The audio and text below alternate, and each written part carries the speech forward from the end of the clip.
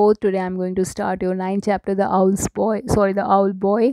Warm up यहाँ पे first है. And did you know that most of North American and South American countries were homes to several native tribes with strong cultures. These tribes were wiped out when European settlers came and discovered the Americas 15th century onwards. यहाँ पे आपको ये बताया जा रहा है कि आप क्या जानते हैं कि north American and south American जो ऐसी कंट्रीज़ थी जो कि घर थी कुछ सेवरल नेटिव जो जनजातियां थीं, देसी जो जनजातियां थी यहाँ पे रहती थी और उनके अपने खुद के खुद की संस्कृतियाँ थी जो कि बहुत स्ट्रॉन्ग थी और वो अपनी संस्कृतियों को बहुत मानते थे। तो जब यहाँ पे यूरोपियन सेटलर्स आए तो उन्होंने जब अमेरिका को डिस्कवर किया और तो वहाँ से इन्होंने इन जनजातियों को हटा दिया, वाइप कर दिया था, मतलब उसको हटा दिया था 15th सेंचुरी ऑनवर्ड्स की। जब 15 सेंचुरी ऑनवर्ड के बाद इन्होंने क्या किया था, यूरोपियन सेटलर्स ने उनको वहाँ जब उन्होंने अमेरिका को डिस्कवर्ड किया तो उन्होंने इसको मतलब इन ट्राइब्स को अपने प्रॉपर प्लेस से हटा दिया था। और इसके बाद यहाँ पे आप देखिए, आप पढ़ेंगे नेम ऑफ़ द ट्राइब, यहाँ पे नेम ऑफ़ द ट्राइब दे रखी है और प्लेस दे आर फ्रॉम आपको लिखना है। तो यहाँ पे सबसे पहली जो आपकी ट्राइब का नाम दे रखा है वो शाइन है। और यहाँ पे आपको ये दे रखा है कि ओरिजिनली, और ये कहाँ से हैं, ये इनको originally from the Great Lakes area. और ये मतलब सच्ची में जहाँ से पाए जाते थे ओरिजिनली, ये जो है लेक एरिया को बिलोंग करते थे। इन प्रेजेंट डे जिसको मिनेसोटा बोलते हैं। और अपाची, इसके बाद अपाची आता है जो कि सदर्न अथाबास्कन लिंग्विस्टिक फैमिली के प्लेसेस से बिलोंग करते थे। और ये linguistic family southern Athabaskan linguistic family से है ये। और ओमाहा जो थे वो नेटिव अमेरिकन ट्राइब है। और ये जो है ये Omaha reservation in north eastern Nebraska and western lower United states से है। और ये क्वेचुआ जो है वो साउथ अमेरिकन इंडियंस हैं जो कि living in the Andes highland from Ecuador to Bolivia. तो ये इन प्लेसेस से हैं और ये नेम ऑफ़ द ट्राइब्स आपकी दे रखी हैं और इसके सामने प्लेसेस दे आर फ्रॉम। तो ये प्लेसेस आपने देखी कहाँ कहाँ से बिलोंग करते हैं। ओके, देन अब we will start our reading section also. तो यहाँ पे आप अब हम लोग रीडिंग करेंगे इस चैप्टर की और इसको फिर एक्सप्लेन करते हैं। Then once upon a time there lived a couple in a small village in south west America. तो एक बार की बात है कि एक गांव था छोटा सा, उसमें साउथ वेस्ट अमेरिका में एक छोटा सा गांव था जिसमें एक कपल रहता था। कपल कहते हैं मतलब एक जोड़ा रहता था, husband wife. And they had a farm on which they grew maize. और उनके पास एक फार्म था जिस पे वो मेज़ को बोते थे। मेज़ कॉर्न होता है, भुट्टा जिसको आप बोलते हैं।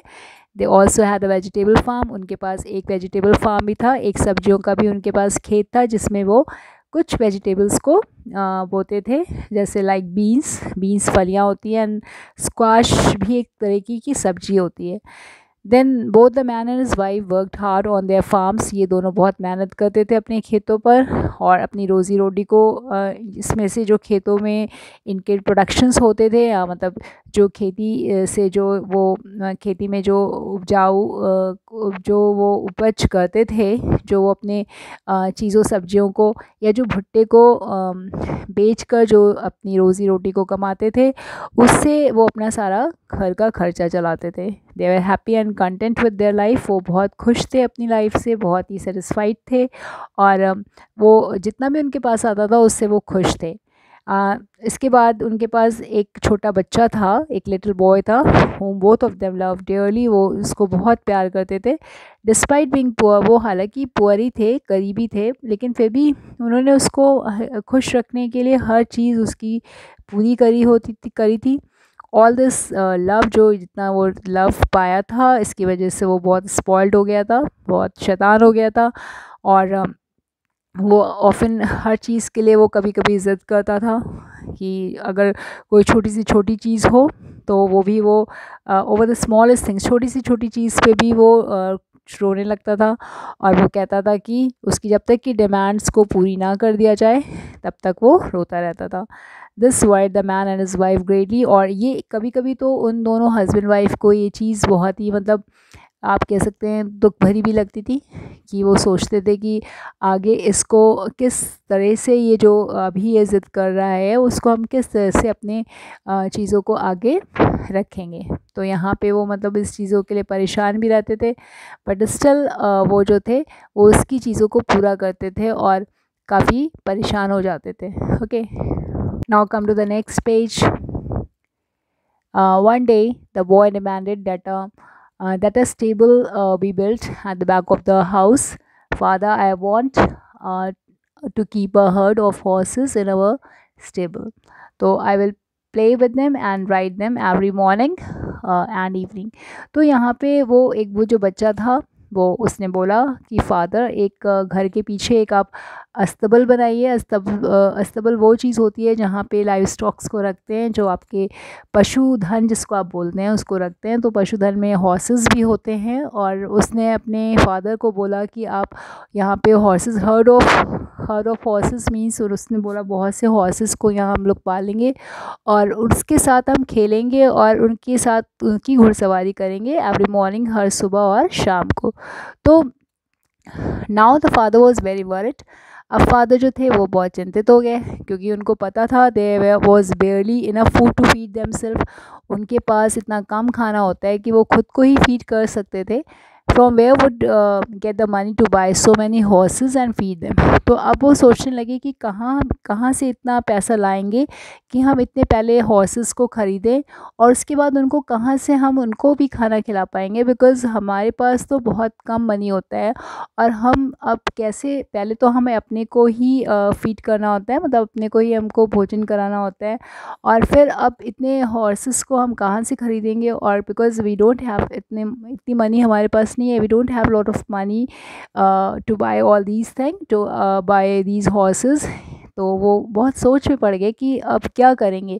और वो जो बच्चा था वो क्या करने लगा, वो मतलब उनको उसको समझ में नहीं आ रहा था, वो इन चीज़ों को रियलाइज़ नहीं कर पा रहा था। और उसने कहा, वी क्या, उनके पेरेंट्स ने बोला, no my son, we can not afford to buy real horses.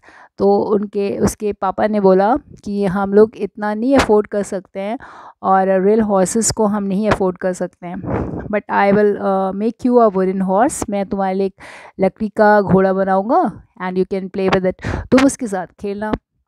He said, trying to convince the boy, उसने बॉय को कन्विंस करना चाहा, मतलब बॉय को एक तरीके से उसने संतावना दी, और उसने बोला कि मैं तुम्हारे लिए एक लकड़ी का घोड़ा बना देता हूँ, तुम उसके साथ खेलना। तो the boy had already made up his mind and nothing that his father had made him any difference. तो उसने पहले ही अपना ये माइंड बना रखा था कि मुझे अस्तबल चाहिए, और उसमें बहुत से हॉर्सेस भी चाहिए, मतलब उसको एक तरह से ज़िद थी कि मुझे हॉर्सेस चाहिए, और काफ़ी हॉर्सेस चाहिए, और मुझे रियल हॉर्सेस चाहिए, मुझे कोई मतलब टॉय टाइप ऑफ हॉर्सेस नहीं चाहिए। उसने पहले से अपना माइंड को इस तरह से प्रिपेयर करा हुआ था। तो फादर को जब फादर ने उसको ऑफ़र दिया कि तुम्हारे लिए हम लकड़ी का घोड़ा बना देंगे, तो उसके लिए ये कोई मतलब उसको कुछ समझ में नहीं आया, क्योंकि उसने क्या कर रखा था, अपने माइंड को पहले से इस चीज़ से प्रिपेयर कर लिया था कि मुझे तो बस घोड़े चाहिए। तो अब क्या हुआ कि the boy had already made up his mind, and nothing that is father said made any differences. He begin crying, अब उसने फिर से रोना शुरू कर दिया, and kept crying all day long. अब वो पूरी तरह से रोता रहा। His father and mother could not make him stop crying, उसके फादर मदर जो थे उसको चुप नहीं करा सके। So finally in the evening they put him outside and shut the door. और उन्होंने क्या किया, इवनिंग में उन्होंने जब देखा कि बच्चा चुप नहीं हो रहा है, तो उन्होंने उसको अपना अंदर चले गए, और उन्होंने डोर को शट कर दिया।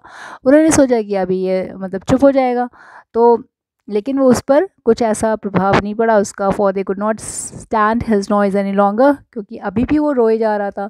तो उसको मतलब शांत करने के लिए उन्होंने क्या करा, उसको भी उन्होंने अंदर से, क्योंकि एक तरीके से इवनिंग टाइम था और वो जो था वो रो रहा था, तो उसने क्या किया, और इस फेयर से भी क्योंकि रात हो रही थी तो ठंडा भी बढ़ रहा था, तो उन्होंने क्या किया, उस बॉय को वो अंदर ले आए, और अंदर ही उन्होंने उसको लॉक कर दिया इन अ रूम, एक रूम में।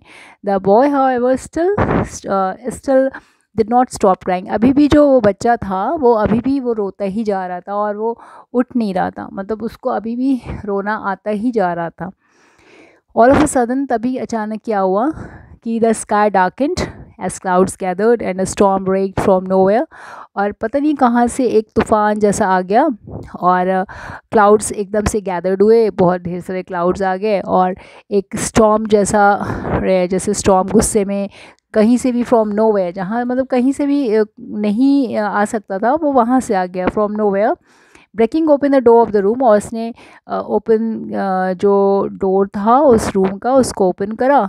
Then an owl swoop down and took the boy away, एकदम से वो जो एक आउल था वो अंदर को आया और नीचे को हुआ, झुका, and took the boy away, और उसने बॉय को अपने साथ लेके चला गया।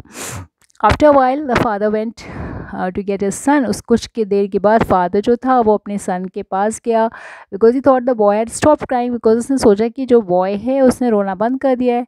When he reach the room, जब वो उस रूम में पहुंचा तो उसने क्या देखा, he saw that the doors of the room had been destroyed and the boy was not be seen anywhere. तो उसने देखा कि जो डोर तो है उस रूम का वो टूटा हुआ है और वहाँ पे बॉय जो उसका बच्चा है वो वहाँ पे नहीं है।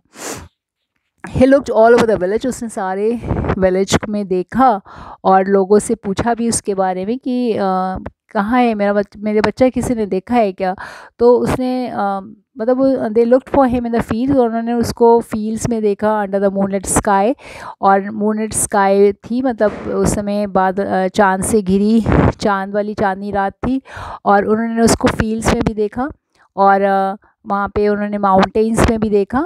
दे looked for him in the trails of the Appalachian mountains, they were amaze that he had so much strength, और वो इस चीज़ से बहुत मतलब आश्चर्य भी उनको हुआ कि उसके कितना मतलब वो स्ट्रेंथ होगा उस पर्सन को जो उस बच्चे को ले गया, that he could break open lock doors, मतलब उसने किस तरह से जो ब्रेक कर दिया, जो लॉक जो था, डोर लॉक था, उसने उसको किस तरह से तोड़ दिया और उसको ओपन करके वो लेके चला गया।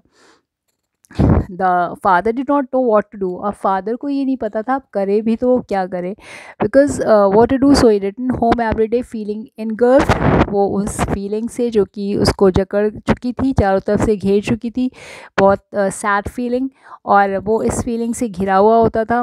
लेकिन अब but he and the little boys mother wept and मोर्न for their child, और लेकिन वो कुछ कर नहीं पा रहे थे और वो सिर्फ रोते जा रहे थे, बिकॉज उनका जो चाइल्ड था वो बहुत ही मतलब वो कहीं खो चुका था, और उस चीज़ की वजह से वो बहुत ही परेशान थे, बहुत ही रो रहे थे। अब you have to just come to the next page now.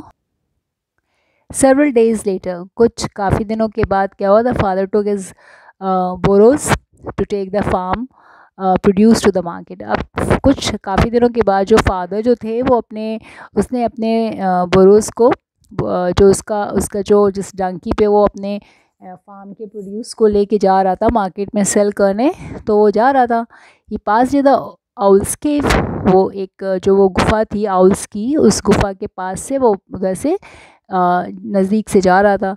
तो वे मैनी आउल्स लिव, जहाँ पे बहुत से आउल्स जो थे वो रहते थे।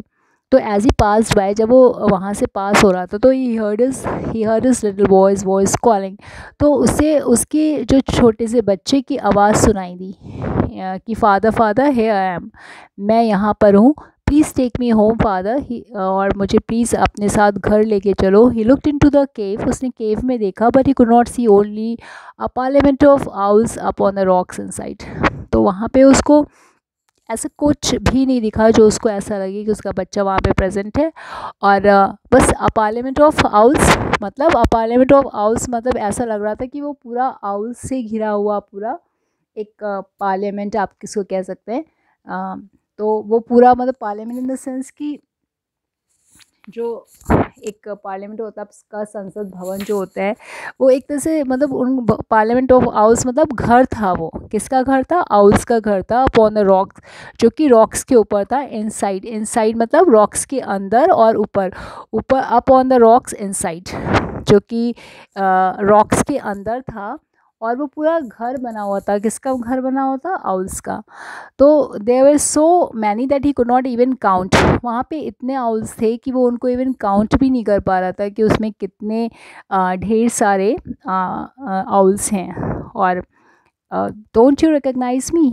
तो उस बच्चे की फिर से आवाज़ आई, उसके बच्चे की, जो कि वो भी शायद आउल बन चुका था। आगे पढ़ते हैं तो we can able to know it. Don't you recognize me, क्या आप मुझे अभी तक पहचान नहीं पाए हो? I am your little boy father, मैं आपका छोटा सा बच्चा हूँ father. These owls have made me one of them, और ये इन आउल्स ने मुझे अपने जैसा ही बना लिया है, but I don't want to live here, लेकिन मैं यहाँ पे नहीं रहना चाहता हूँ। I want to go home and live with you and mother, लेकिन मैं यहाँ पे नहीं रहना चाहता हूँ, मैं आपके साथ चलना चाहता हूँ और मदर और आपके साथ रहना चाहता हूँ। तो well, come to me if you are my son, replied his father. तो फादर को जब ऐसा पता लगा कि उसका बच्चा ही है जो कि बोल रहा है और एक आउल बन चुका है, तो father, because emotionally her father या मदर जो होते हैं अपने बच्चों से कनेक्टेड होते हैं, तो उसने, वो किसी भी फॉर्म में हो, उनको अपने बच्चा हमेशा प्यारा होता है। भी किसी भी पेरेंट्स को उनके जो बच्चे होते हैं वो बहुत प्यारे होते हैं।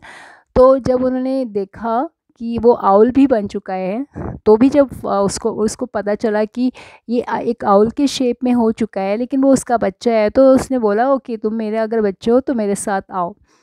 And now said another owl, लेकिन sorry it's a no, no said another owl, लेकिन तभी एक दूसरा जो आउल था, दूसरा जो उल्लू आप कह सकते हैं आउल को, जो दूसरा आउल था उसने बोला नो, नहीं, the same owl that had taken the little boy away, क्योंकि वो सेम आउल था जिसने उस छोटे से बॉय को लेकर वो आया था उसके रूम से, उसके घर से। He cannot go with you unless he promises not to cry so much and be such a bad boy. तो उसने ये बोला, ये तुम्हारे साथ नहीं जा सकता है जब तक ये प्रॉमिस नहीं करता है कि एक अच्छा बच्चा बनेगा, और सच अ बैड बॉय, बहुत बैड बॉय है, और ये इसको पहले प्रॉमिस करना पड़ेगा ये कभी रोएगा नहीं, not to cry so much, इतना इतना ज़्यादा रोएगा नहीं। तो उसने कहा I promise I will be good. तो मतलब जो आउल से बना हुआ बच्चा था, उसने बोला ठीक है, मैं प्रॉमिस करता हूँ।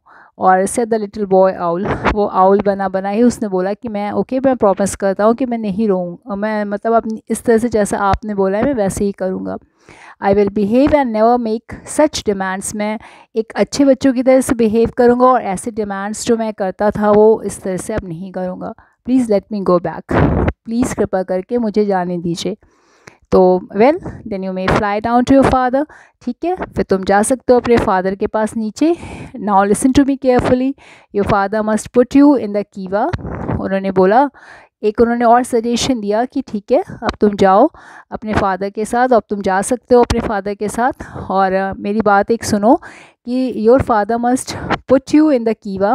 कीवा एक चैम्बर होता है, एक यू कैन से एक रूम होता है जो कि बिल्ट होली और पार्शली अंडरग्राउंड, जो कि पूरी तरह से या मतलब आधे अधूरे तरीके से उसको अंडरग्राउंड में बनाया जाता है, ज़मीन के नीचे बनाया जाता है। और उसमें उसको बच्चे को बोला उस आउल ने जो उसको लेकर आया था कि इसको 4 डेज़ तक वहीं पे रखना in kiva, and keep your there for 4 days. तो तुम अपने आप को उसमें रखना। And if you have kept your promise, अगर तुमने अपनी प्रॉमिस को जो तुमने प्रॉमिस अभी की है कि तुम कोई डिमांड नहीं करोगे और तुम उसमें रहते हुए अपनी प्रॉमिस को रखोगे, तो तुम एक गुड बन जाओगे और तुम उसी तरह से वापस उसी बॉय के फॉर्म में आ जाओगे। So the father took the little boy owl by his wing and carried him home. उसके विंग के साथ ही वो उसको, जो बॉय था जो कि आउल बन चुका था, और उसको घर ले आया। He put him into the kiva, उसने उसको कीवा में रखा as the old owl had told him, जैसे उसने ओल्ड आउल ने उसको बताया था करने को। And kept him there for 4 days, और उसको 4 दिन के लिए वैसे ही रखा। And sure enough at the end of that time the owl was a little boy again. और ये भी श्योर इनफ में था वो कि जब एंड ऑफ दैट टाइम, और जब उसका एंड टाइम का होगा, तो owl was a little boy again, इस विश्वास के साथ कि फिर से वो जो है वो चेंज हो जाएगा। And the little boy was good ever after, और जो लिटिल बॉय है वो गुड भी हो गया था। अब मतलब जो उसने विश्वास किया था कि उसको उसमें रखेगा और उसको मतलब रखेगा, और उसने उसको 4 दिन उसमें रखा भी, और उसके इस श्योरिटी के साथ कि वो फिर से बॉय बन जाएगा, और अब उसने आउल ने जो ये प्रॉमिस करी थी उसने कि वो कभी ऐसी डिमांड्स को नहीं करेगा, तो उसने ऐसे डिमांड को भी उसने पूरा किया। And the little boy was good after all. उसके बाद से वो जो लिटिल बॉय था वो हमेशा के जैसे एक अच्छा बच्चा बन गया था। तो यहाँ पे ये स्टोरी है, या स्टोरी का जो मैसेज है वो उन बच्चों के लिए है जो बहुत ज़िद करते हैं और हमेशा ये चीज़ों को नहीं समझते हैं कि उनके पेरेंट्स जो हैं वो किस तरह से उनके रिक्वायरमेंट्स को पूरी कर रहे हैं। और कभी कभी ऐसा होता है कि मतलब आपको ऊपर से लगता है कि आपके पेरेंट्स आपकी सारी रिक्वायरमेंट्स पूरे कर रहे हैं, तो they have lot of things, but वो किस तरह से मैनेज कर रहे हैं ये बच्चों को भी समझना चाहिए। कि अगर आप देख रहे हैं कि they are just fulfilling your desires, your demands, but if they don't have a lot of resources but still they are fulfilling your things, your demands, your dreams, तो आप भी you also have to just read them, आपको भी read करना चाहिए उनको, that from where these requirements are they are fulfilling your demands। तो आपकी ये requirements वो कैसे पूरी कर रहे हैं, from where they are just they are doing, or from where they are getting their all earnings, वो अपनी अर्निंग्स को कहाँ से ला रहे हैं। और मतलब इस तरह से चिल्ड्रंस की भी ये ड्यूटी होती है कि वो भी अपने पेरेंट्स को समझें। They also have to understand their parents as parents are asked to understand their children, so in the same way children also have to understand their parents. तो यहाँ पे एक म्यूचुअल एक यू कैन से कि mutual understanding होनी चाहिए बच्चों की और पेरेंट्स की, जिसमें कि दोनों एक दूसरे को समझें। और बहुत ज़्यादा प्यार भी नहीं होना चाहिए। अगर आप बहुत ज़्यादा प्यार अपने बच्चों को देते हैं तो क्या होता है कि एक बैलेंस वे हर जगह ज़रूरी है। बैलेंस वे मीन्स कि ठीक है, प्यार तो देना चाहिए, खुशी भी देनी चाहिए, उनको टाइम भी देना चाहिए, बट उनकी अच्छी आदतों को इनकरेज करना चाहिए। और इनकी बैड, जहाँ पे भी वो बैड हो या जहाँ पे भी आपके बच्चों को, बिकॉज़ वो एक कच्ची मिट्टी जैसे होते हैं, क्ले टाइप होते हैं, और जहाँ पे भी वो बैड क्वालिटीज़ पे हैं तो वहाँ पे हर पेरेंट्स का ये राइट है कि उनको वो समझाएं that this is not the right way, ये एक राइट वे नहीं है आपका, और this should not be the approach of yours, और ये आपका अप्रोच नहीं होना चाहिए। तो उनको प्यार से समझाएं और उनको ये मना करें कि ये आपके लिए बेनिफिट नहीं होगा, इसमें आपकी ये लाइफ को ये खुशी नहीं देगा। अगर वो कुछ ऐसी चीज़ को डिमांड करते हैं तो उसको वो स्टॉप भी करें, बिकॉज़ हर पेरेंट्स को ये मतलब अच्छा है कि आप अपने बच्चों को टाइम दे रहे हैं, खुशी दे रहे हैं, उनको प्यार दे रहे हैं, लव दे रहे हैं, अफेक्शन दे रहे हैं, लेकिन उसके साथ साथ आपको उनकी बुराइयों को भी आपको क्या करना होता है, यू हैव टू मतलब see them and then you have to also stop those bad qualities in them. तो मतलब उसको लेकिन आपको डांट के नहीं करना है, you have to very polite and lenient, and always try to make them understand, try to clear your concept to them so that they can able to understand that thing, and और उसको understand करें, और very leniently and politely you have to just make your point clear to them। आपको अपने point को बहुत ही समझाते हुए उनको रखना चाहिए, उनसे बात करनी चाहिए, उनसे राय बात करनी चाहिए, उनसे फ्रेंडली टॉक्स करनी चाहिए, और उनको समझाना चाहिए कि यहाँ पे वो गलत हैं। ओके, तो इस तरह से आपस में कम्युनिकेशंस होनी चाहिए। एंड अगर कम्युनिकेशंस हैं तो there should be a good thing for parents as well as for childrens also. तो ये आपका मैसेज है स्टोरी का। और जहाँ पे भी गलत पॉइंट्स होते हैं बच्चों के, वहाँ पे पेरेंट्स का पूरा राइट होता है कि वो उनको रोकें। और क्योंकि बहुत ज़्यादा अगर आप दुलार करते हैं, हमने एक पहले भी एक स्टोरी पढ़ी थी जिसमें कि आपकी ये था, उसमें ये पॉइंट था कि पेरेंट्स को टाइम देना चाहिए। ओके, पेरेंट्स को टाइम देना चाहिए। तो हमने बताया था कि ये मतलब पेरेंट्स को अपने बच्चों को बहुत अच्छा समय भी देना चाहिए। Yes, that's true, totally true. अब अगर पेरेंट्स अपने बच्चों को टाइम देते हैं तो बहुत अच्छी बात है और देना चाहिए, और अगर नहीं देते हैं तो बहुत ही बुरी बात है। लेकिन उसके साथ साथ आपको उसको एक बैलेंस वे से हर चीज़ प्रेजेंट करवानी चाहिए, बैलेंस वे से उनको उनकी नॉलेज को, उनकी जो गलतियां हैं उसको भी बताना चाहिए। तो यहाँ पे हम अपने इस चैप्टर को एंड करते हैं और ये आपका चैप्टर एंड होता है। और so we going to stop here and we will meet at our next turn at with our new story. So class 4th, till then, goodbye.